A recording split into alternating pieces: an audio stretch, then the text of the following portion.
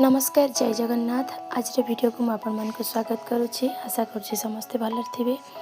मु आज ज्ञान गौरव चैनल रे आपण मानक एक सुंदर घरोई उपचार नहीं आसी चर्म रोग को लेकिन चर्म रोग को लेकिन मुझे अनेक गुड़े वीडियो आपण मानक पाखे पहुँचाई सारी। तो चर्म रोग को नहीं आज एक सुंदर उपचार मुझे नहीं आसी। ये पलाश गछ। पलाश गछर पत्र चर्म रोग बहु काम दे थाए। आपण मैंने कहीं जानी नथिबे।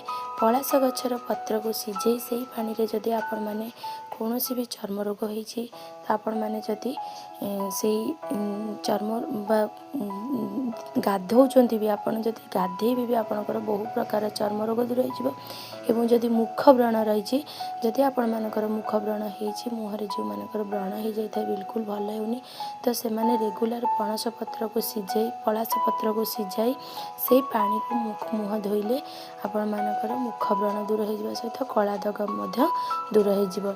आ गोटे सुंदर उपचार अच्छे पलाश पत्र को बाटिकी से पेस्ट को जेकोसी क्षत स्थान में लगाइबे से घाटी बहुत शीघ्र सुखी जाए बोली बही लिखुची। ए सन्देह नहीं बहु परीक्षित बहु मात्रा रे लोक मैंने आग ओल्ड माने पुराना अतीत से सब ये सब ट्रिटमेंट द्वारा भल होते। तेणु जदि आपण मैंने मानवे तो निश्चिंत आपण मानकर उपकार हो।